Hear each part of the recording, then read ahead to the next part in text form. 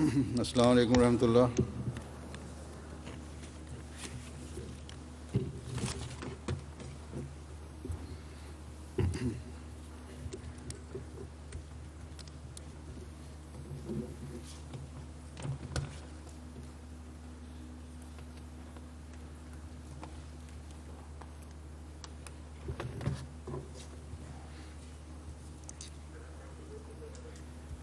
أشهد أن لا إله إلا الله وحده لا شريك له وأشهد أن محمدا عبده ورسوله أما بعد فأعوذ بالله من الشيطان الرجيم بسم اللہ الرحمن الرحیم الحمد للہ رب العالمین الرحمن الرحیم مالک یوم الدین إياك نعبد وإياك نستعين اهدنا الصراط المستقيم صراط الذين أنعمت عليهم غير المغضوب عليهم ولا الضالين۔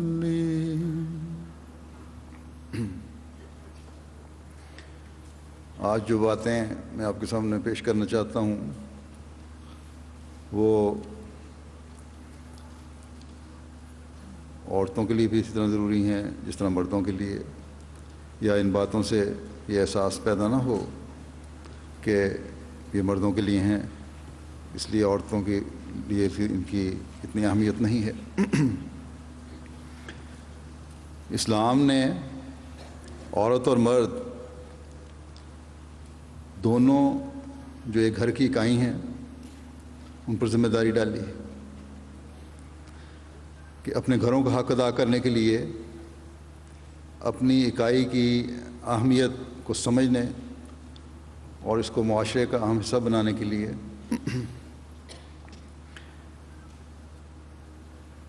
اپنے فرائض کو سمجھیں۔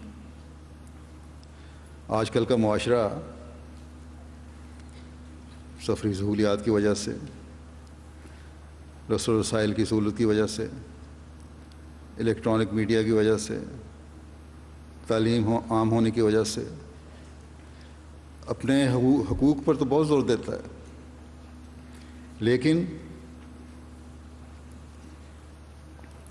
اور اتنا زیادہ زور دیتا ہے کہ ضرورت سے زیادہ زور ہے، لیکن اس ضرورت سے زیادہ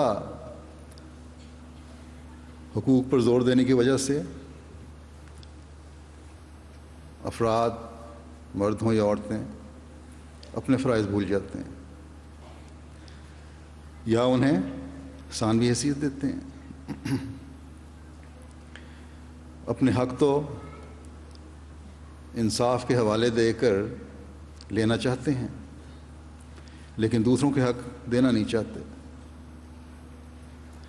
یا تھوڑے سے فرائض پورے کر کے یا حق دے کر پھر یہ سمجھتے ہیں کہ ہم نے دوسرے پر بہت بڑا احسان کر دیا۔ اور آج کل کے معاشرے کے فسادوں کی جو چاہے گھریلو سطح پر ہوں یا ملکی اور بین الاقوامی سطح پر، یہی وجہ ہے کہ اپنے حقوق کو دوسروں کے حقوق پر ترجیح دی جاتی ہے یا دوسروں سے ذمہ داریاں پوری کرنے کی توقع کی جاتی ہے لیکن اپنی ذمہ داریوں کو ادا کرنے کی طرف اس شدت سے توجہ نہیں دی جاتی۔ جب ایک مومن جو مسلمان ہونے کا دعویٰ کرتا ہے یا کرتی ہے، جو قرآن کریم کو آخری شرعی کتاب ماننے کا اعلان کرتے ہیں، اور پھر ایک احمدی مرد اور عورت جو اس زمانے کے امام کی بیعت میں آنے کا بھی اقرار کرتے ہیں، ایسے مومن کو اللہ تعالیٰ یہ فرماتا ہے کہ تم اپنے حق ادا کرنے کی طرف توجہ کرو۔ اگر تم اپنے ذمے فرائض اور حقوق ادا کرو گے، اگر معاشرے کا ہر فرد اپنی ذمہ داریاں ادا کرنے کی کوشش کرے گا،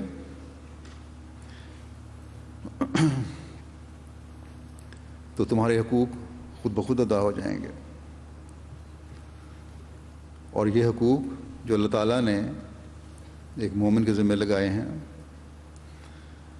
دو طرح کے ہیں۔ ایک اللہ تعالیٰ کے حقوق جن کو حقوق اللہ کہتے ہیں، اور ایک اللہ تعالیٰ کے بندوں کے حقوق جنہیں حقوق العباد کہا جاتا ہے۔ اور جو یہ دو قسم کے حقوق ان کا حق ادا کرتے ہوئے ادا کرنے والے ہوں، حق ادا کرتے ہوئے اس لیے کہ بعض لوگ سمجھتے ہیں کہ وہ حق ادا کر رہے ہیں، لیکن حق ادا نہیں ہو رہا ہوتا، بلکہ حق ادا کرنے کے بجائے احسان کا رنگ غالب ہوتا ہے۔ اللہ تعالیٰ نے انہیں جو حق ادا کرتے حقوق ادا کریں عباد الرحمن کہا ہے۔ اس میں عورتیں بھی شامل ہیں اور مرد بھی شامل ہیں۔ اللہ تعالیٰ نے یہاں رحمان کے بندے کہہ کر، عباد الرحمن کہہ کر اس طرح بھی توجہ دلائی ہے کہ اللہ تعالیٰ نے اپنی رحمانیت کے صدقے تمہیں بے شمار انعامات دیے، بے شمار خصوصیت کا انسانوں کو حامل بنایا ہے، اشرف المخلوقات بنایا ہے۔ یہ رحمانیت اس کے احسانوں میں سے بہت بڑا احسان ہے، اور یہ رحمانیت بلا تخصیص ہر ایک کو فائدہ پہنچا رہی ہے۔ بس کیا یہ احسان تمہیں اس بات کا احساس نہیں دلاتا کہ تم اس کی بندگی کا حق ادا کرو، اس کے بتائے ہوئے طریق پر چلو؟ ایک انسان اپنے تھوڑے سے احسان کے بدلے یا ایک معمولی نیکی کرنے کے بعد ہی چاہتا ہے کہ اس کی تعریف ہو، اس کے کام کو سراہا جائے۔ اکثر ایسے ہیں جو چاہتے ہیں کہ ان کے احسان کا ذکر بھی ہو، لیکن اللہ تعالیٰ جو سب احسان کرنے والوں سے زیادہ احسان کرنے والا ہے، اس کی شکر گزاری اور اس کی بندگی کا حق ادا کرنے کی طرف توجہ نہیں دی جاتی، اور پھر اس کا احسان صرف مادی اور ظاہری فوائد کے لیے نہیں۔ ہم صرف یہی نہیں دیکھتے کہ اس کے مادی اور ظاہری فوائد ہمیں حاصل ہو رہے ہیں، بلکہ روحانی زندگی میں بھی اس کے احسانوں کے نیچے ہم دبے ہوئے ہیں۔ بس اس بات کے احساس پیدا کرنے کی طرف بھی، اس بات کا احساس پیدا کرنے کی طرف بھی ایک انسان جس کو مومن ہونے کا دعویٰ ہے توجہ دینے کی ضرورت ہے۔ ہمارا مسلمان ہونا، ہمارا اللہ تعالیٰ کی آخری شرعی کتاب کو ایک مکمل ضابطہ حیات سمجھنا، ہمارا حضرت مسیح علیہ الصلوۃ والسلام کی بیعت میں آنا ہم سے اس بات کا تقاضا کرتا ہے کہ صرف ظاہری رنگ میں اور الفاظ میں ہی نہیں، بلکہ حقیقت میں ہم رحمان کے بندے بننے کی کوشش کریں، ان حقوق و فرائض کو ان تمام تر صلاحیتوں کے ساتھ ادا کرنے کی کوشش کریں جن کی اللہ تعالیٰ ہم سے توقع رکھتا ہے، جن کا ہمیں حکم دیتا ہے، اور جس کے لیے اللہ تعالیٰ اپنے رسول بھیجتا ہے، تاکہ وہ ہمیں حقیقی رنگ میں رحمان کے بندے بندیاں بنانے کے راستے دکھائیں، تاکہ وہ ہمیں زندگی بخش راستے دکھائیں، تاکہ ہم ان راستوں پر چل کر اپنے فرائض کو ادا کرنے والے بن کر رحمان خدا کے پیار کو حاصل کرنے والے بن جائیں۔ بس ہمیں یاد رکھنا چاہیے کہ حضرت صلی اللہ علیہ وسلم کی امت میں شامل ہونے کا دعویٰ تبھی سچ ہوگا جب ہم اپنی زندگیوں کو ایسی نہج پر ڈھالنے کی کوشش کریں گے کہ خدا کے حق بھی ادا کریں اور اس کی مخلوق کے حق بھی ادا کریں. اور یہ حق اس صورت میں ادا ہوتے ہیں جب خدا تعالیٰ سے زندہ تعلق قائم ہو، جب اللہ تعالیٰ کے رسول کی باتوں پر کان دھرا جائے، جو اللہ تعالیٰ نے ہمیں حکم دیے ہیں اپنے کرنے کے، اپنا تعلق اللہ تعالیٰ سے جوڑنے کے، ان کی طرف توجہ کریں.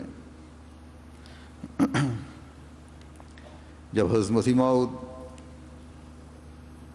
علیہ السلام کی بیعت میں آنے کا صرف دعویٰ ہی نہ ہو، بلکہ یہ کوشش ہو کہ جس کام کی طرف وہ ہمیں خدا تعالیٰ کے حکم سے بلا رہے ہیں اس طرف ہم چلیں. چند جمعے پہلے میں نے قرآن کریم کے اس حکم کی طرف توجہ دلائی تھی کہ اللہ تعالیٰ قرآن کریم میں فرماتا ہے کہ یا ایھا الذین آمنوا استجیبوا للہ وللرسول اذا دعاکم لما یحییکم، یعنی خدا اور رسول کی آواز کو سنو اور قبول کرو جب کہ وہ تمہیں زندہ کرنے کے لیے بلائے. یہاں مومنوں کو زندہ کرنے کے لیے بلائے کا لفظ آیا ہے. صحابہ کے زمانے میں قرآن کریم نازل ہوا، انہیں یہی حکم تھا، اور ہر ایک مسلمان کو بھی یہی حکم ہے کہ روحانی زندگی کی طرف توجہ کرو. یہ زندگی جس کی طرف بلایا جا رہا ہے یہ روحانی زندگی ہے. اور جب اللہ تعالیٰ اور اس کے رسول کسی کام کی طرف بلائیں، کسی طرف توجہ دلائیں، تو ان باتوں کو غور سے سنو، کیونکہ انہی باتوں سے تمہاری روحانی زندگی وابستہ ہے.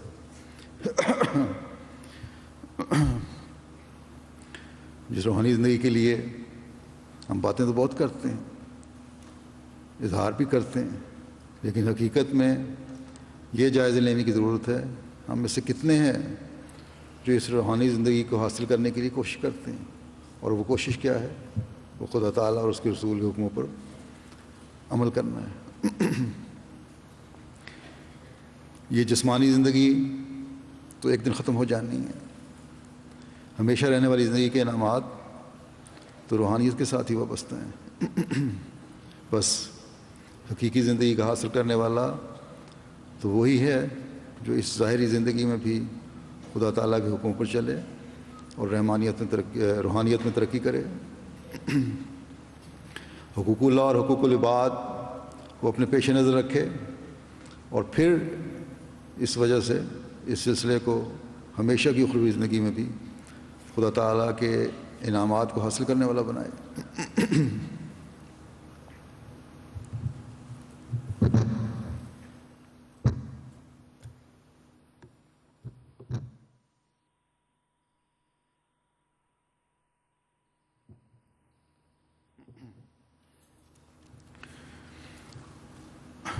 اور جب یہ انعامات کو حاصل کرنے والا بنائے گا تو یہی وہ مقام ہے جب انسان عبد رحمان بنتا ہے، رحمان خدا کا بندہ بنتا ہے.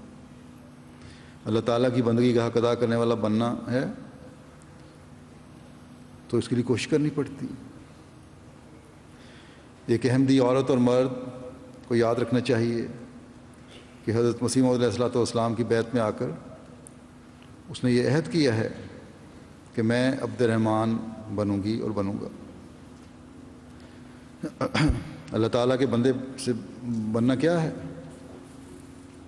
یہ وہی عہد بیعت ہے، یہ وہی شرائط بیعت ہیں جن پر ایک احمدی چلنے کا بیعت کے وقت وعدہ کرتا ہے. حضرت مسیح موعود علیہ السلام نے اپنی شرائط بیعت میں اتنی جامعیت کے ساتھ ان تمام فرائض کا ذکر فرما دیا ہے جو ایک مومن کو عبد الرحمن بناتے ہیں، یا جن کی ایک مومن سے توقع کی جاتی ہے کہ ان پر عمل کرنے والا کسی برائی میں مبتلا نہیں ہوتا. عبد الرحمن بننے کے لیے خدا تعالیٰ کا حق ادا کرنے کے لیے سب سے اہم بات ہی یہ ہے کہ خدا تعالیٰ کے مقابلے پر ہر چیز کو ہیچ سمجھنا، کمتر سمجھنا۔ اس لیے آپ نے عہد لیا کہ ایک احمدی نے، یعنی حضرت مسیح علیہ السلام نے یہ عہد لیا کہ ایک احمدی نے ہر قسم کے شرک سے بچنا، چاہے وہ ظاہری شرک ہو یا مخفی شرک ہو۔ فرائض کی بجاوری میں کمی اس وقت ہوتی ہے، یا نیکیاں کرنے میں کمزوریاں اس وقت ظاہر ہوتی ہیں جب انسان سمجھتا ہے کہ اگر ضرورت پڑی تو میں جھوٹ کا سہارا لے لوں گا، تھوڑی سی اپنی بات کو ٹویسٹ کر دوں گا، غلط بیانی کر لوں گا، یا اگر جھوٹ نہیں سمجھتے اپنے خیال میں تو یہی سمجھتے ہیں جو حقیقت میں جھوٹ ہی ہے کہ اگر تھوڑی سی بات کو بدلنا پڑے جیسا کہ میں نے کہا تو بدل لوں گا، کیا فرق پڑتا ہے۔ بس یہ ایک ایسا گناہ ہے، یہ یاد رکھنا چاہیے، جو پھر دوسرے گناہوں میں مبتلا کرتا چلا جاتا ہے، جو نیکیوں کو کھاتا جاتا ہے، جو فرائض میں کوتاہی کرواتا ہے اور حقوق کو غصب کرنے کی طرف مائل کرتا ہے۔ اس لیے حضرت مسیح علیہ السلام نے شرائط بیعت میں اس کو بڑی اہمیت دی ہے۔ اسی طرح بے حیائیوں سے بچنا ہے، اس کی طرف بھی بہت توجہ دلائی۔ آج کل کے معاشرے کو آزادی اور تعلیم کے نام پر برباد کیا جا رہا ہے۔ اگر انسان غور کرے، ایک عقل مند انسان غور کرے، وہ انسان جس کو اللہ تعالیٰ نے فراست دی ہے، اور یہ فراست ہی ہے اور یہ اللہ تعالیٰ کا فضل ہی ہے جس نے احمدیت پر قائم ہونے کی توفیق عطا فرمائی، قبول کرنے کی توفیق عطا فرمائی۔ اگر وہ غور کرے تو یہی آزادی اور تعلیم کے نام پر جو بعض باتیں ہیں وہ زندگیوں کو برباد کر رہی ہیں۔ بس آزاد معاشرے میں رہتے ہوئے بڑی شدت سے ہمیں اپنے دلوں کو ٹٹولتے ہوئے اپنے جائزے لینے کی ضرورت ہے۔ ہر احمدی نے یہ عہد کیا ہوا ہے کہ وہ ظلم نہیں کرے گا، خیانت نہیں کرے گا، فساد سے بچے گا، نفسانی جوشوں سے مغلوب نہیں ہوگا، یا اور پھر تفصیلات حضرت مسیح علیہ السلام نے بیان فرمائی ہیں اپنے شرائط بیعت میں۔ یہ نفسانی جوش ہی ہیں جو گھریلو مسائل کو بھی جنم دیتے ہیں۔ پہلے تعلیم اور آزادی نسواں کا نام دیا جاتا ہے، پھر وہ بڑھتے بڑھتے نفسانی جوشوں میں کی صورت اختیار کر لیتے ہیں، اور پھر ان سے مسائل پیدا ہونے شروع ہو جاتے ہیں۔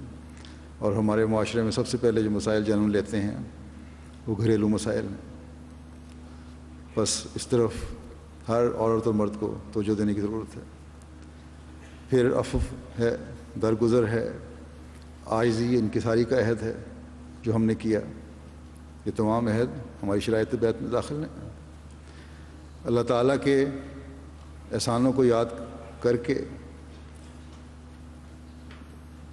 اس کی حمد اور تعریف کا بھی عہد ہے۔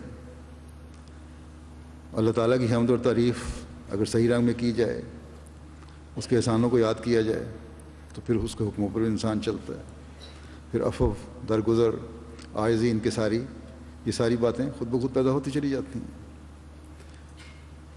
پھر صبر اور حوصلہ دکھانے کا بھی عہد ہے، بدعات سے بچنے کا عہد ہے، بد رسومات سے بچنے کا عہد ہے۔ اب بد رسومات اور بدعات جو ہیں یہ بھی جماعت میں راہ پانے لگ گئی ہیں بعض جگہوں پہ۔ بعض بہانے تلاش کیے جاتے ہیں، بلا وجہ اپنے پر بوجھ ڈال کر بعض لوگ بعض خرچ کرتے ہیں شادیوں بیاہوں پہ۔ جن کو توفیق ہے اگر وہ کرتے ہیں تو کر سکتے ہیں، لیکن ان کے دیکھا دیکھی جس کو توفیق نہیں وہ بھی کوشش کرتا ہے کہ دکھاوا کیا جائے۔ جب دکھاوے کی حد آ جائے تو یہ پھر رسم بن جاتی ہے، یہ ایسا بوجھ بن جاتا ہے جس کو اللہ تعالیٰ نے جس سے منع فرمایا ہے۔ بس اس کے لیے بھی اپنے جائزے ہر ایک کو لینے چاہیے۔ پھر نمازوں کی پابندی، نوافل اور تہجد کی طرف توجہ ہے، یہ بھی شرائط بیعت میں حضرت مسیح علیہ السلام نے ہمیں توجہ دلائی ہے، یہ قرآن کریم میں بھی اللہ تعالیٰ نے ہمیں توجہ دلائی ہے۔ شرائط بیعت کیا ہیں؟ یہ سب چیزیں وہی ہیں جو اللہ تعالیٰ نے قرآن کریم میں فرمائیں اور جن کے بارے میں حضرت صلی اللہ علیہ وسلم نے ہمیں بار بار یاد دہانی کروائی۔ پھر حضرت صلی اللہ علیہ وسلم نے یہ بھی فرمایا کہ اگر تم عبد الرحمن بننا چاہتے ہو، اگر تم حقیقی رنگ میں مومن بننا چاہتے ہو، تو پھر یہ بھی حق ادا کرو جو ایک عبادت کا رنگ ہے، اور سوچ اور ظاہری نمازیں نہیں بلکہ اپنے زبانوں کو ذکر الہی سے تر رکھو، درود بھیجو حضرت صلی اللہ علیہ وسلم کی ذات پر، توبہ استغفار کرنے کا عہد ہے۔ غرض کہ آپ کی تمام شرائط بیعت وہ ہیں جن پر چلنے کا ایک احمدی وعدہ کرتے ہوئے احمدیت میں شامل ہوتا ہے، اس لیے کہ روحانی زندگی حاصل کرے، اس لیے کہ اللہ تعالیٰ کا، رحمان خدا کا، جس کے بے انتہا ہم پر احسان ہیں، حقیقی عبد بننے کی کوشش کرے۔ اور جیسا کہ میں نے پہلے بھی کہا تھا کہ اپنے جائزے لینے کی ضرورت ہے۔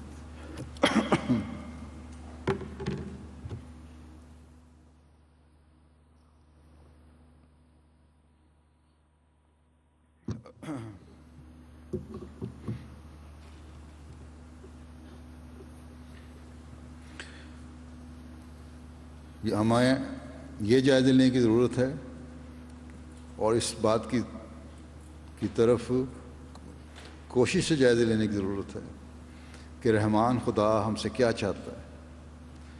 اس کے بعض پہلو ان آیات میں بیان ہوئے ہیں جو اجلاس کے شروع میں تلاوت کی گئی تھی۔ ان میں سے بعض کی وضاحت بھی میں آپ کے سامنے رکھنا چاہتا ہوں تاکہ اپنے فرائض اور ذمہ داریوں کو ہمیں سے ہر ایک سمجھے۔ ہمیں یاد رکھنا چاہیے کہ ایک عام مسلمان اور ایک احمدی مسلمان کے عملی نمونوں میں واضح فرق ہونا چاہیے، کیونکہ ہم نے اس زمانے کے امام کو مانا ہے، ہم نے اس روشنی سے حصہ لیا ہے یا حصہ لینے کا دعویٰ کرتے ہیں جس کو اللہ تعالیٰ نے اس زمانے میں روشنی دکھانے کے لیے بھیجا ہے۔ اور جب روشنی آتی ہے تو اندھیرا دور ہوتا ہے، اور جب اندھیرا دور ہوتا ہے تو اچھی اور بری چیز واضح ہو کر نظر آنا شروع ہو جاتی ہے۔ راستوں پر چلتے ہوئے خراب راستوں اور صحیح راستوں کی نشاندہی ہو جاتی ہے، حسن اور گندگی کا فرق ظاہر ہو جاتا ہے۔ اسی طرح اللہ تعالیٰ کی طرف سے جب روحانی روشنی کا انتظام ہوتا ہے تو گناہ اور نیکی کا فرق نکھر کر سامنے آ جاتا ہے۔ پاک دلوں کو روحانی سورج روشن کر دیتا ہے، دلوں کے اندھیروں کو دور کر دیتا ہے۔ بس یہ اللہ تعالیٰ کا احسان ہے کہ اس زمانے میں حضرت صلی اللہ علیہ وسلم کی پیروی میں آئے ہوئے اس روشنی دکھانے والے اور دلوں کی زمین کو روشن کرنے والے کے ساتھ جڑنے کی ہمیں اس نے توفیق عطا فرمائی۔ اب ہمارا کام ہے کہ اس کے بعد اپنے آپ میں اور ایک عام مسلمان میں واضح فرق کر کے دکھائیں، اپنی چھوٹی سے چھوٹی برائی پر بھی نظر رکھیں اور دلوں کو اس روحانی روشنی کے نور سے منور کریں۔ اور یہی حالت ہے جو ہمیں حقیقی مومن بناتی ہے، اور ایسے مومنوں سے اللہ تعالیٰ کا وعدہ ہے کہ پھر وہ ان کا دوست اور مددگار ہو جاتا ہے۔ اور پھر اللہ تعالیٰ فرماتا ہے کہ یخرجہم من الظلمات الی النور، کہ اللہ تعالیٰ کی مدد شامل حال ہو کر اندھیروں سے روشنیوں کی طرف ایسے مومنوں کو لے جاتی ہے۔ مومن اور غیر مومن میں ایک واضح فرق نظر آنا شروع ہو جاتا ہے۔ ایمان صرف اسلام کا نعرہ لگانے کا نام نہیں ہے، بلکہ اللہ تعالیٰ کے نور سے دلوں کو روشن کرنے کا نام ہے، اور جب یہ حالت پیدا ہو تب ہی اللہ تعالیٰ بھی بدیوں کی ظلمت کو نیکیوں کے نور سے بدل کر مومن اور غیر مومن میں تمیز فرما دیتا ہے، فرق ظاہر کر دیتا ہے۔ بس اللہ تعالیٰ نے جو روحانی روشنی ہمیں عطا کی ہے، جو حضرت صلی اللہ علیہ وسلم کی روشنی کا ہی اس زمانے میں ظہور ہے، اس کا حقیقی فیض ہمیں اٹھانے کی کوشش کرنی چاہیے۔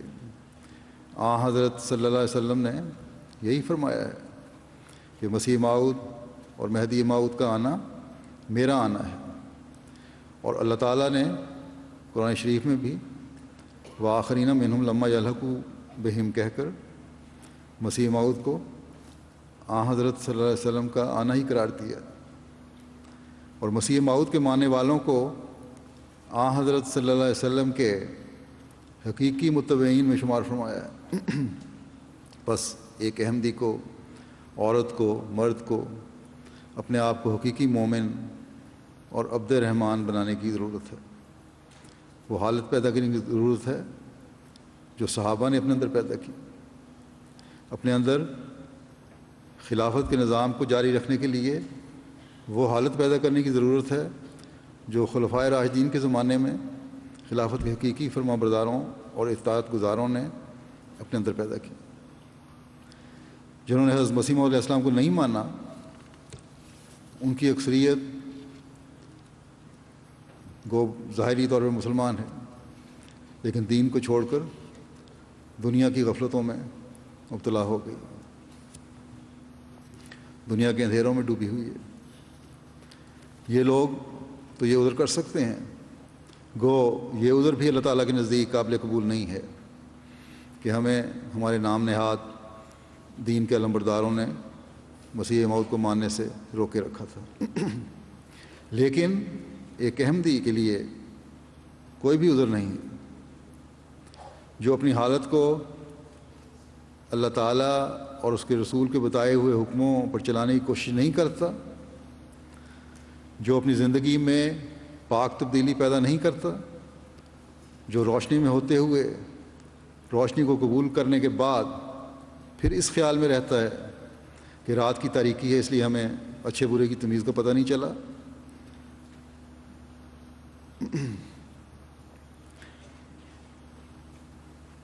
تو وہ غلط ہے۔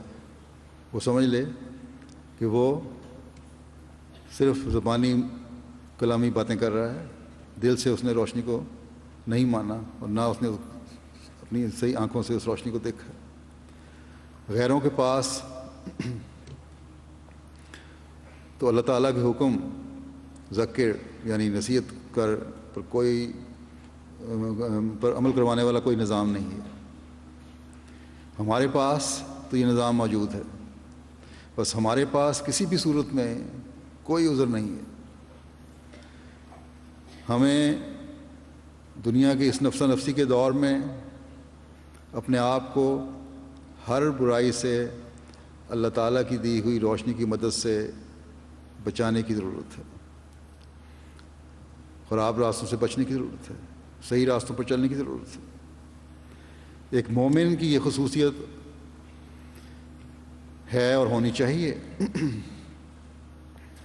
کہ وہ روشنی سے حقیقی فیض پانے کے لیے ظاہری راتوں کو بھی روشن بنائے تاکہ ان گناہوں سے بچے۔ اس کے لیے اللہ تعالیٰ نے ہمیں یہ راستہ دکھایا ہے اور فرمایا ہے کہ یبیتون لربہم سجدا و قیاما، کہ رحمان کے بندے راتوں میں دعاؤں اور گریہ زاری سے اللہ تعالیٰ کی رحیمیت کو جذب کرنے کی کوشش کرتے ہیں۔ ہمیں یاد رکھنا چاہیے کہ مسلمانوں کا زوال راتوں کی دعاؤں کو چھوڑنے اور لہو و لعب میں پڑنے کی وجہ سے ہوا تھا۔ آج کل بھی لہو و لعب، رات دیر تک مختلف کاموں میں مصروف رہنا، غیر تعمیری کاموں میں مصروف رہنا، ٹی وی ہے، فلمیں ہیں، انٹرنیٹ پر بیٹھنا ہے، اور پھر فجر کی نماز پر نہ اٹھنا. تہجد تو علیحدہ رہی، فجر کی نماز بھی نہیں پڑھتے، اور جب فجر کی نماز وقت پہ نہیں ادا ہوگی تو یہیں سے پھر زوال بھی شروع ہو جائیں گے. بس یہ کوشش ہم میں سے ہر ایک کو کرنی چاہیے، اور کہ اپنی نمازوں کی بھی حفاظت کریں، کیونکہ تاریخ ہمیں یہی بتاتی ہے کہ زوال وہیں شروع ہوتے ہیں جب اللہ تعالیٰ کی باتوں کی طرف توجہ ہٹتی ہے. مسلمانوں سے کوئی اللہ تعالیٰ کا نرالا وعدہ نہیں تھا، مشروط وعدہ تھا کہ راتوں کو زندہ کرو گے، اپنی باتوں کو زندہ رکھو گے، وقت پر جس طرح حکم ہے عبادتیں کرو گے تو تبھی تمہاری ترقیاں بھی ہیں، نہیں تو پھر وہی زوال شروع ہو جائے گا اور دین سے ہٹتے چلے جاؤ گے. بس جب ہم اپنی زندگی کو اس طرح ڈھالیں گے، جب ہم اس طرح عمل کریں گے تو اللہ تعالیٰ کے حقیقی اور شکر گزار بندوں میں شمار ہوں گے. ہم اپنے قول و فعل سے یہ اظہار کر رہے ہوں گے کہ ہم نے زمانے کے امام کو مان لیا ہے، اس لیے یہ پاک تبدیلیاں ہمیں پیدا ہوئی ہیں یا ہو رہی ہیں، یا اس کے لیے ہم اپنی تمام تر استعدادوں کے ساتھ کوشش کر رہے ہیں. بس ہماری ذمہ داری ہے کہ ہم احمدیت قبول کرنے کے بعد نصیحت حاصل کرنے والوں میں بھی بنیں اور شکر گزاروں میں بھی بنیں، اور ہماری یہ حالت پھر دوسروں کو بھی روشنی دکھانے والی بنے گی. لجنہ کی رپورٹس میں، خدام الاحمدیہ کی رپورٹس میں، انصار اللہ کی رپورٹس میں، جماعت کی رپورٹس میں یہ ذکر کیا جاتا ہے کہ ہم نے تبلیغ کی، تبلیغ اسٹال لگائے، پمفلٹ تقسیم کیے یا دوسرے پروگرام کیے. یہ بڑی اچھی بات ہے، لیکن اس کا حقیقی فائدہ تبھی ہوگا، آپ کی بات سن کر احمدیت میں شامل ہونے والے تبھی اپنی حالت میں حقیقی تبدیلی پیدا کر سکیں گے جب ہم خود اپنے دین کی تعلیم کا اپنے پر عملی اظہار کر رہے ہوں گے، جب ہم خود بھی ساتھ ساتھ اپنی کمزوریاں دور کرنے کی کوشش کرتے ہوئے خدا تعالیٰ کی شکر گزاری کر رہے ہوں گے کہ وہ ہمیں توفیق دے رہا ہے کہ ہم کمزوریاں دور کریں. اس بات پہ شکر کر رہے ہوں گے کہ اللہ تعالیٰ کی مدد ہمارے شامل حال ہو رہی ہے، جہاں وہ ہماری تبلیغ کو پھل لگا رہا ہے، وہاں ہمیں اپنی راتوں کو روشن کرنے کے دعاؤں کی توفیق بھی دے رہا ہے، اور ہمیں اپنے اندر اپنی کمزوریوں کو دور کرنے کی توفیق بھی عطا فرما رہا ہے.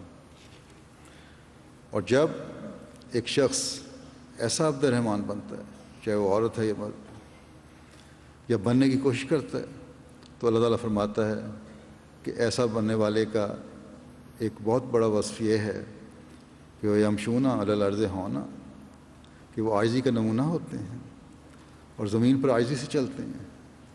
بس عاجزی ایک بہت بڑا وصف ہے. ایک مومن کا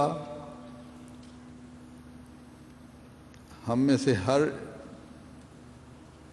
ایک کا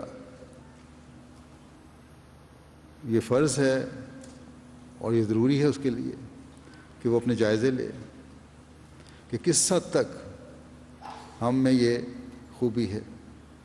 بعض دفعہ بعض باتیں سامنے آتی ہیں کہ بعض نئے شامل ہونے والے اس لیے پیچھے ہٹ جاتے ہیں کہ پرانے احمدیوں یا عہدیداروں کے نمونے عاجزی کے بجائے تکبر پیش کر رہے ہوتے ہیں. گو یہ ان پیچھے ہٹنے والوں کی بھی بدقسمتی ہے کہ انہوں نے زمانے کے امام کو حق سمجھ کر مانا ہے. تو پھر ایمان میں ترقی کی کوشش ہونی چاہیے، نہ کہ کسی وجہ سے ان کو ٹھوکر لگے. کسی شخص کے نمونے کو دیکھ کر ٹھوکر نہیں لگنی چاہیے، لیکن ایسے نمونے دکھانے والے بھی ان کے اس گناہ میں غیر محسوس طور پر وجہ بن رہے ہوتے ہیں۔ بس ایک مومن کا کام ہے کہ روشنی کا حق ادا کرنے کی کوشش کرتے ہوئے کسی کو اندھیرے میں بھٹکنے کے لیے چھوڑنے کے بجائے راستے دکھانے کی کوشش کرے، اور اس کے لیے اللہ تعالیٰ کے حکموں کے مطابق اپنی زندگیوں کو ڈھالنے کی ضرورت ہے۔ اور یہ عاجزی دکھانا بھی اللہ تعالیٰ کے حکموں میں سے ایک اہم حکم ہے۔ بس اس کو ہمیشہ سامنے رکھیں۔ ہم یہ نہیں کہہ سکتے کہ مردوں میں تکبر ہے اور عورتوں میں کم ہے، یا مردوں میں زیادہ ہے عورتوں میں کم ہے۔ کبھی کبھی عہدیداروں کے معاملے میں نے دیکھا ہے وجہ مختلف ہو جاتی ہے، لیکن عام طور پر تجربے میں یہی آیا ہے کہ جب اختیار ملتا ہے تو تکبر اور نخوت عورتوں میں بہت زیادہ پیدا ہو جاتی ہے۔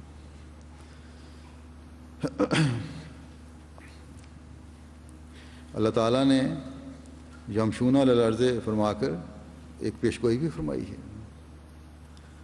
کہ تمہیں ایسا اقتدار بھی ملے گا جو ایک فاتح اور غالب کو ملتا ہے۔ جب تم غالب آؤ گے، یہ یقیناً یہ جماعت احمدیہ کا مقدر ہے اور تقدیر ہے، اور حضرت مسیح علیہ السلام کے ساتھ وعدہ ہے کہ غالب آنا ہے۔ جب غالب آؤ گے تو اس وقت بھی تمہارے اندر عاجزی ہونی چاہیے۔ بس مومنانہ صفات پیدا کرتے ہوئے چھوٹے چھوٹے اختیارات پر تو بالکل ہی تکبر نہیں پیدا ہونا چاہیے۔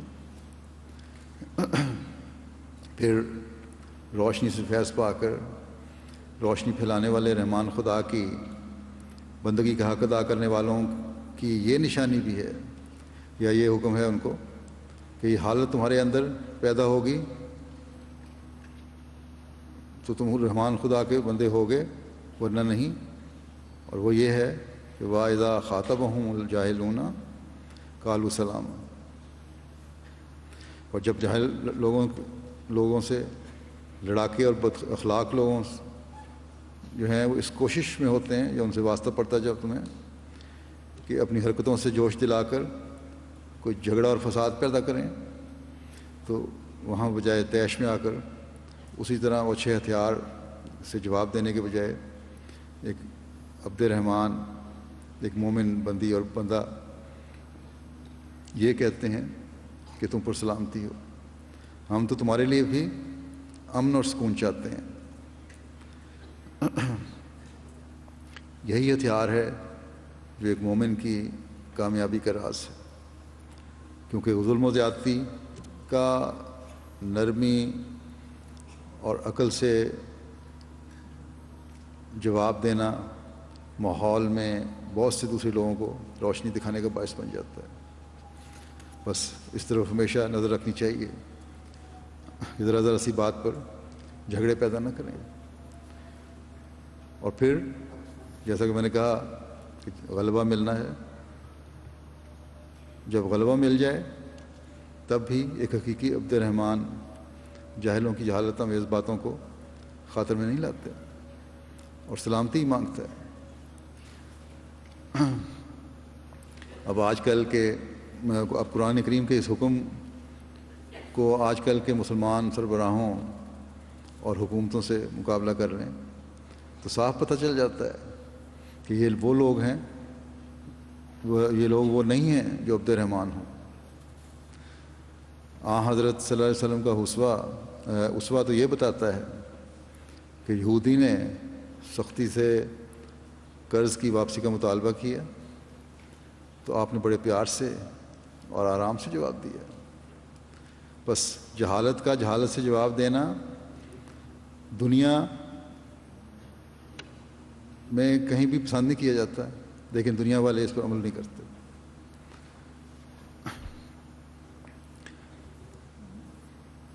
اور کسی مومن کے لیے تو کسی بھی صورت میں یہ قابل برداشت نہیں کہ تکبر کا اظہار کرے، یہ مومن کی شان ہی نہیں کہ وہ تکبر کا اظہار کرے کبھی۔ اگر اس بات کو ہم سمجھ لیں تو ہمارے بہت سے گھریلو مسائل بھی حل ہو جائیں۔ خاوند بیوی کے جھگڑوں میں بھی بعض اوقات چند دن بعد اور بعض دفعہ بچے ہونے کے بعد بھی جو مسائل پیدا ہوتے ہیں، گھر ٹوٹتے ہیں، ان کی بڑی وجہ جہالت سے ترکی بترکی جواب دینا ہی ہے. ایک نے ایک بات کہی، دوسرے نے دو آگے سیکھی، اور یہی وجہ ہے جو بے صبری ہے اور جاہلانہ حرکات ہیں جن کی وجہ سے رشتے بھی ٹوٹتے ہیں.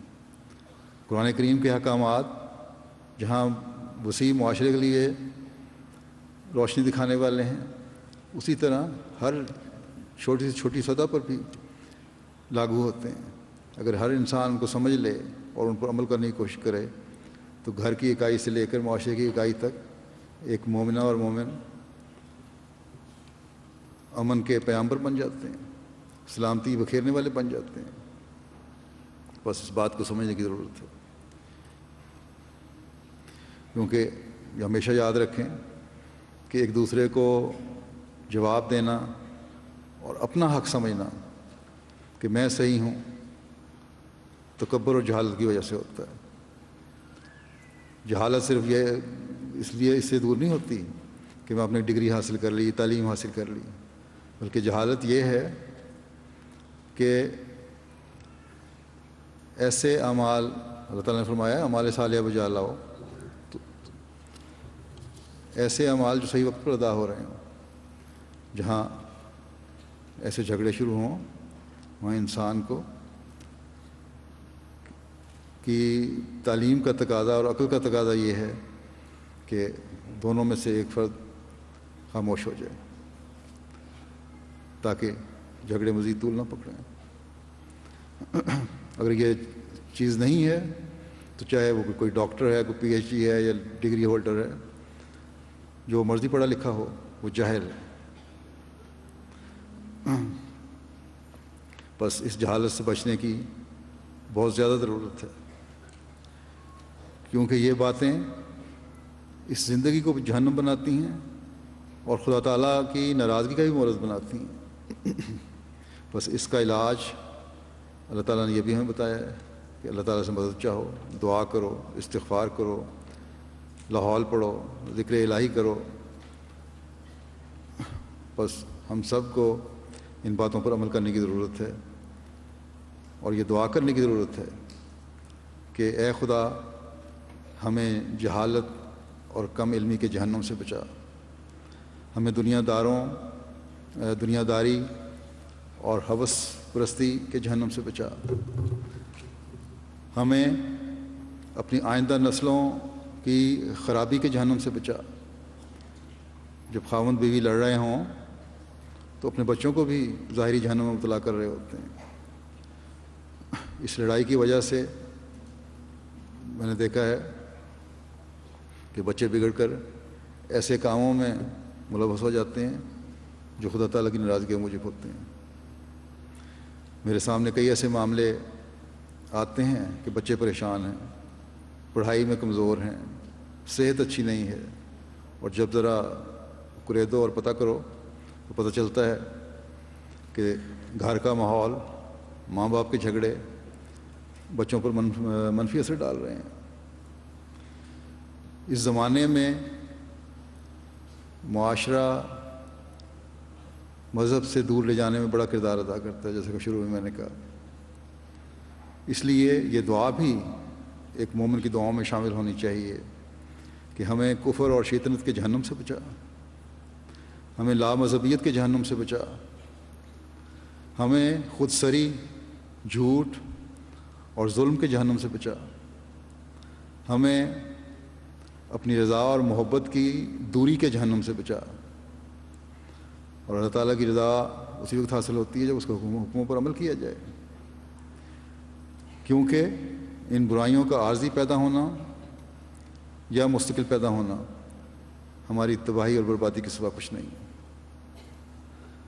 کسی کو یہ خیال نہیں ہونا چاہیے کہ مجھ میں یہ برائیاں نہیں ہیں اس لیے مجھے ان دعاؤں کی ضرورت نہیں ہے. ان برائیوں سے خود بچنے اور آئندہ نسلوں کو بچانے کے لیے بھی یہ دعائیں ضروری ہیں،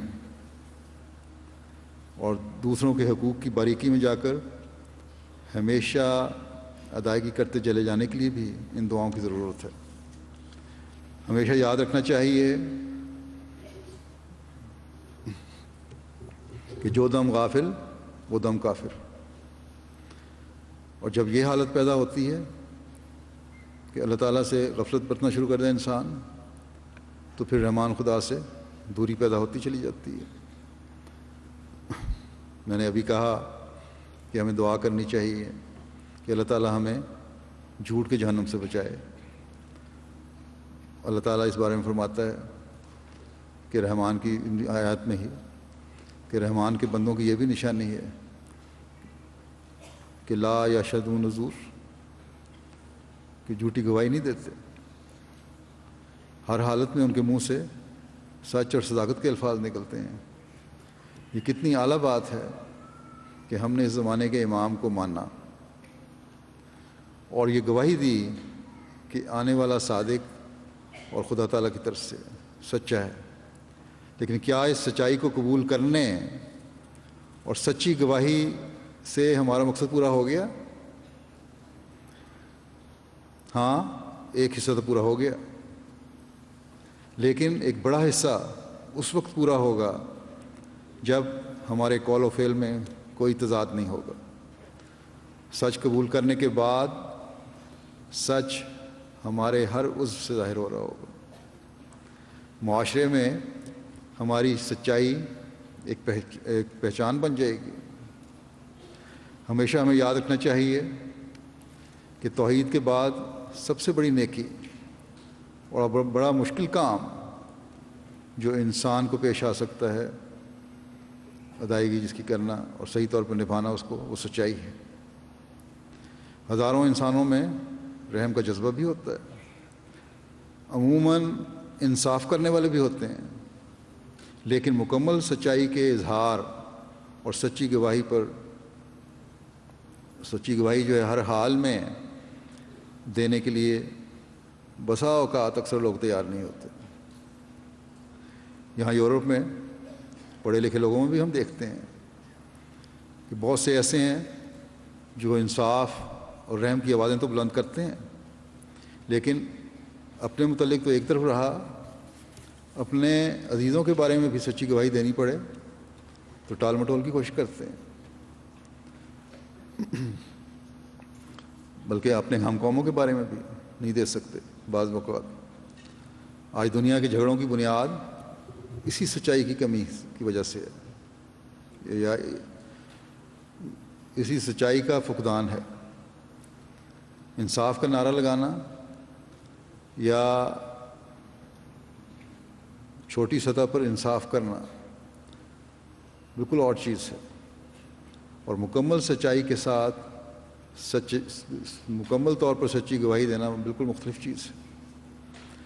اگر دنیا اس بات کو سمجھ لے تو ہم جو اس وقت دنیا کے حالات کی وجہ سے خوفزدہ ہیں ان کے خوف دور ہو جائیں۔ لیکن اللہ تعالیٰ فرماتا ہے کہ جو رحمان خدا کے بندے ہیں یا بندے کہلاتے ہیں، دعویٰ کرتے ہیں، وہ حقوق کے قائم کرنے اور ادا کرنے کے لیے کبھی سچی گواہی کو نہیں چھپاتے۔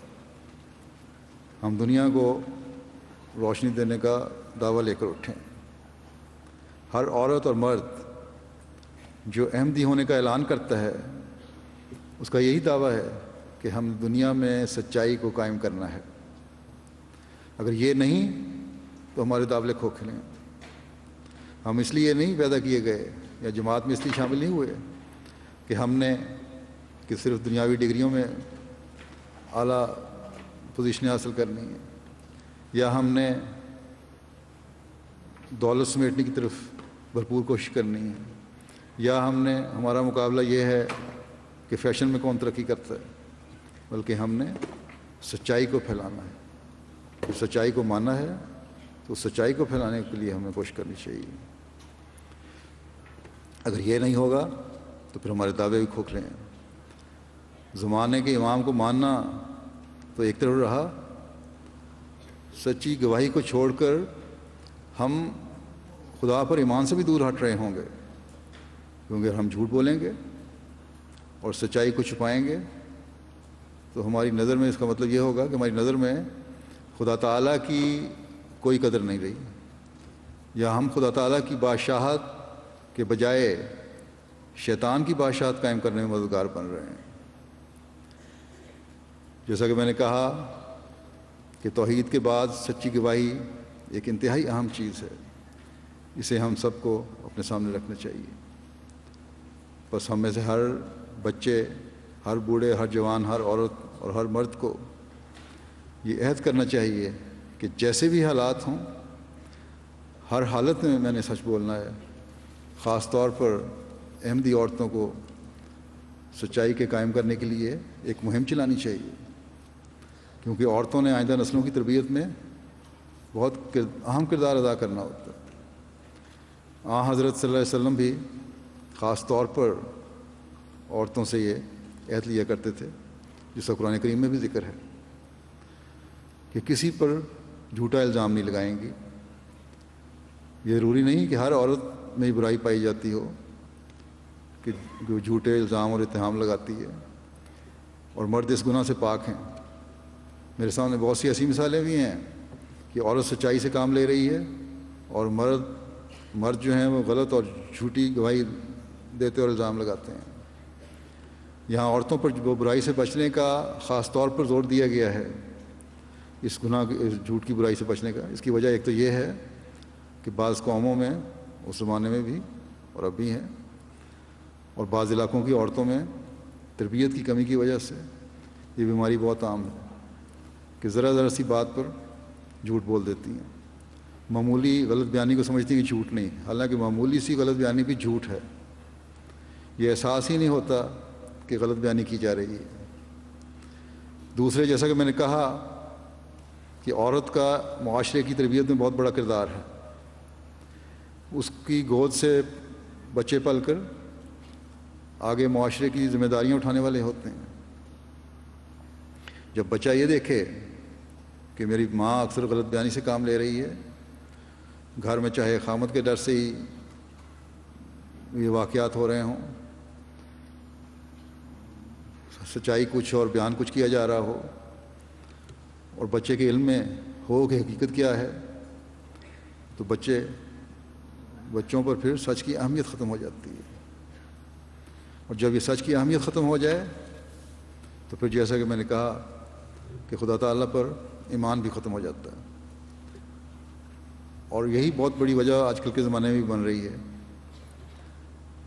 کہ سچائی کا فقدان ہے، اور بچوں کو سمجھ نہیں آتی کہ سچ کیا ہے اور جھوٹ کیا ہے۔ اس لیے بہت سے ایسے بھی ہیں، کچھ باہر کے معاشرے کا اثر ہے، کچھ گھریلو ماحول کا بھی اثر ہے بعض جگہوں پہ، کہ بچے پھر دین سے ہٹ جاتے ہیں، پھر نسلیں برباد ہو جاتی ہیں۔ یہاں یہ بھی وضاحت کر دوں کہ یہ بھی ضروری نہیں کہ ہر سچی بات کو ضرور بیان کیا جائے۔ اللہ تعالیٰ نے بھی بعض باتیں بیان کرنے سے انسان کو روکا ہے، کیونکہ بعض ایسے سچ ہوتے ہیں جن سے برائیاں پھیلتی ہیں اور معاشرے کا امن برباد ہوتا ہے۔ بس جن لوگوں کو یہ عادت ہوتی ہے، چاہے وہ عورتیں ہیں یا مرد، کہ اگر کسی کوئی برائی دیکھی تو ادھر ادھر بیان کر دی، تو اور پھر جب پوچھو تو یہ کہتے ہیں کہ جھوٹ نہیں بولا۔ ٹھیک ہے، جھوٹ نہیں بولا، لیکن اس طرح کی غیبتیں اور چغلیاں کرنے سے بھی اللہ تعالیٰ نے منع فرمایا ہے۔ یہ سچائی، سچ بات کہنے کے باوجود ایسے لوگ پھر خود بھی گناہ میں مبتلا ہو رہے ہوتے ہیں اور معاشرے کے امن کو بھی برباد کر رہے ہوتے ہیں، کیونکہ کسی کے نقائص بیان کرنا، جیسا کہ میں نے کہا، یہ غیبت ہے جس سے خدا تعالیٰ نے سختی سے منع فرمایا ہے۔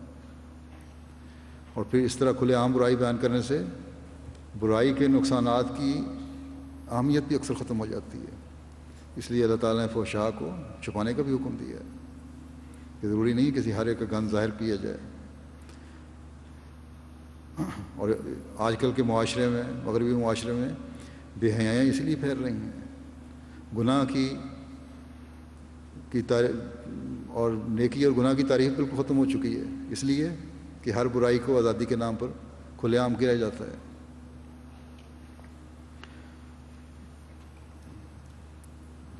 کیونکہ یہی سچ ہے جسے ایک دنیا کا فساد جیسا کہ میں نے کہا پیدا ہوتا ہے، کسی کے متعلق بات کی جاتی ہے، جب اسے پتہ چلے تو پھر وہ آگے سے غصے میں فساد پیدا کرتا ہے، جھگڑتا ہے، اور ایک لڑائیوں اور جھگڑوں کا یہ سلسلہ شروع ہو جاتا ہے۔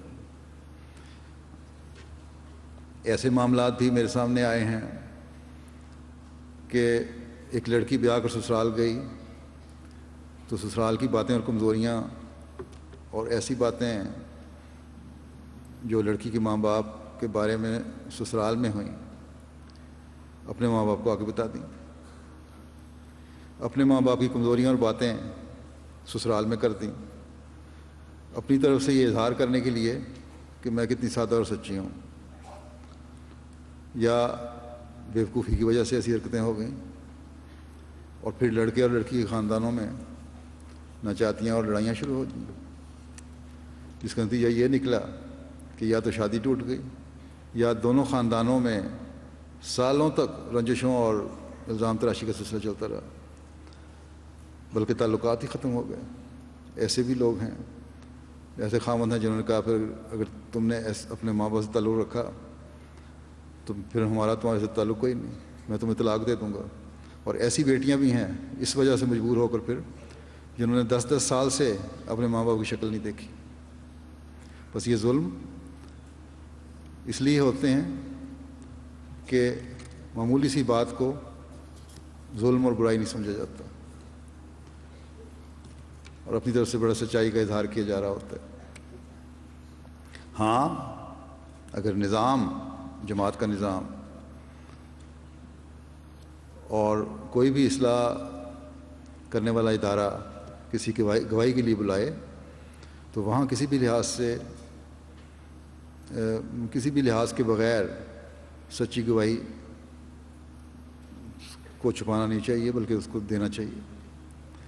بس ایک مومن مرد اور عورت کی ہر بات میں یہ غرض ہونی چاہیے کہ میں نے اللہ تعالیٰ کے حکموں کے مطابق زندگی بسر کرنی ہے۔ پھر اللہ تعالیٰ یہ بھی فرماتا ہے کہ وَإِذَا مَرُّوا بِاللَّغْوِ مَرُّوا كِرَامًا، یعنی عباد الرحمن کسی بھی دنیاوی عزت کی وجہ سے یا دنیاوی لذات کی وجہ سے متاثر ہو کر ان باتوں اور ان لذتوں میں شامل نہیں ہوتے، بلکہ پہلی بچاتے ہوئے ایسی جگہوں سے، ایسی مجلسوں سے جہاں صرف دنیاوی لذات ہوں گزر جاتے ہیں۔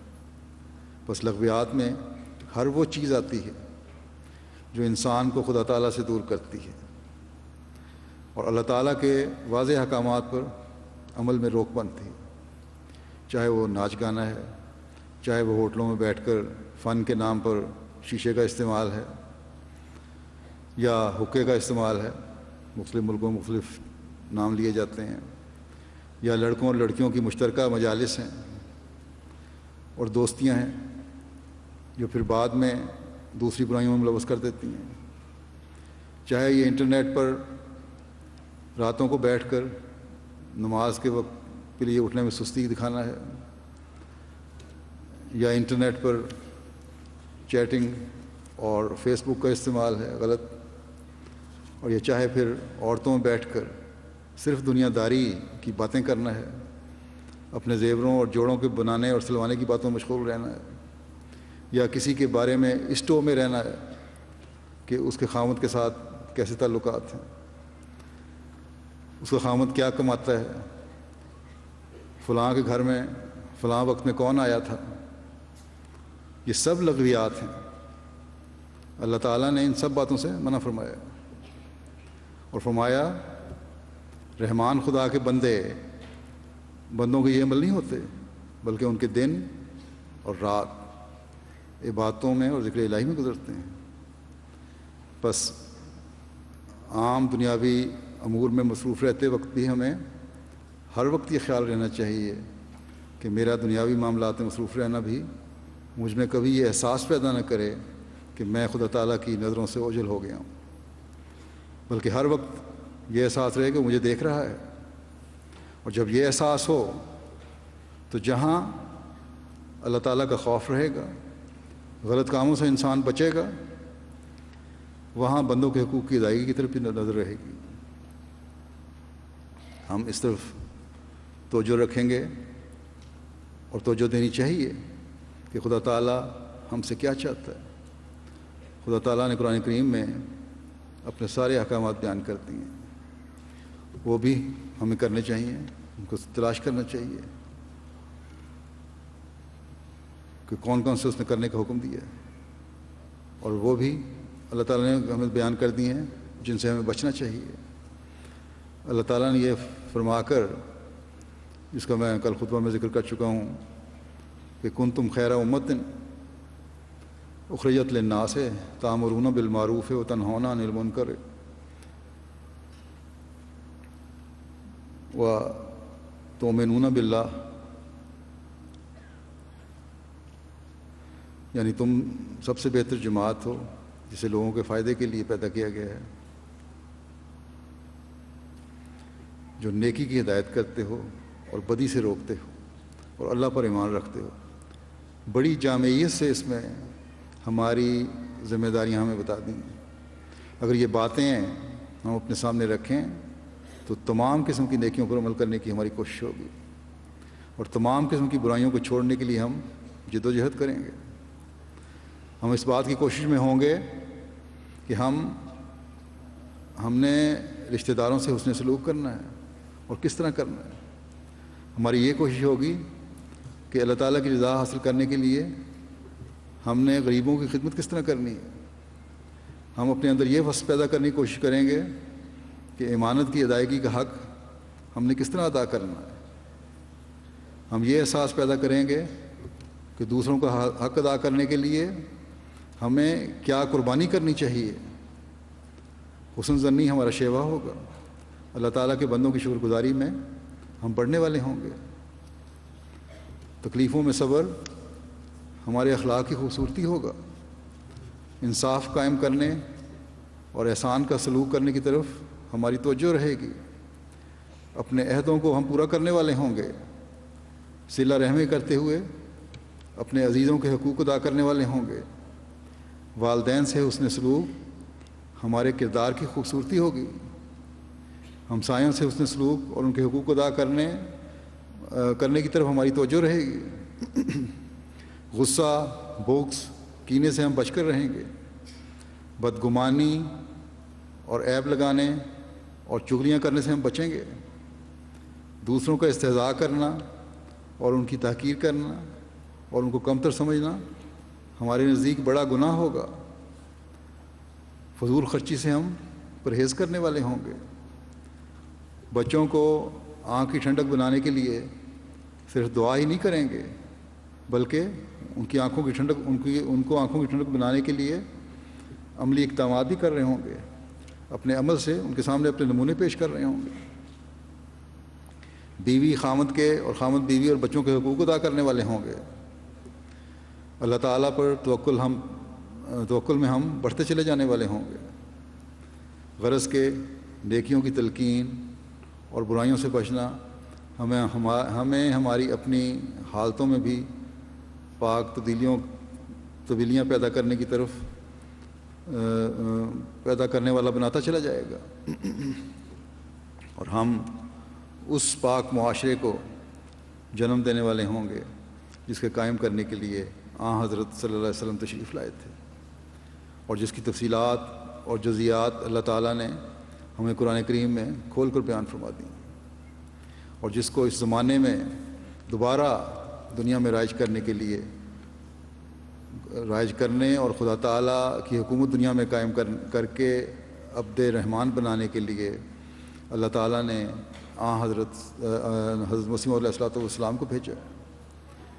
بس ہمیں یہ کوشش کرنی چاہیے کہ ہم رحمان خدا کے ان بندوں میں شامل ہو جائیں جن کے بارے میں خدا تعالیٰ نے یہ فرمایا ہے، اصولی ہدایت یہ فرماتی ہے، اذا ذکروا بآیات ربہم لم یخروا علیہا صما وعمیانا، اور جب انہیں ان کے رب کی آیات یاد دلائی جاتی ہیں تو ان پر بہروں اور اندھوں کا ان سے بہروں اور اندھوں کا معاملہ نہیں کرتے، بس حقیقی مومن اور رحمان کے بندے اللہ تعالیٰ کے حکموں پر عمل کرتے ہیں۔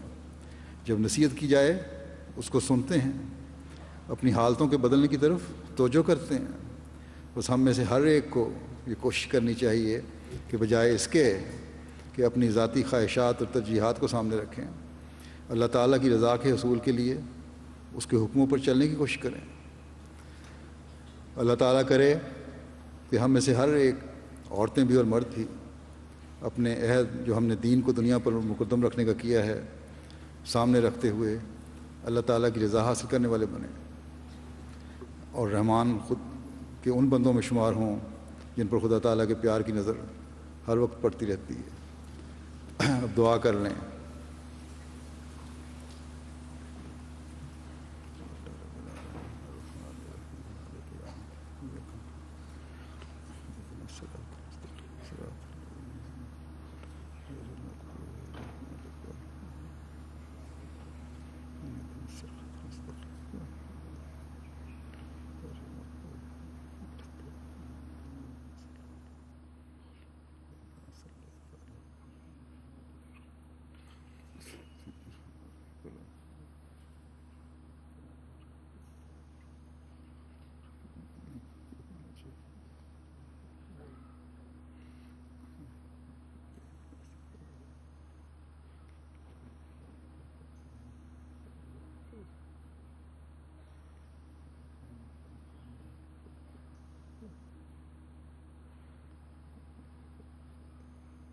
آمین۔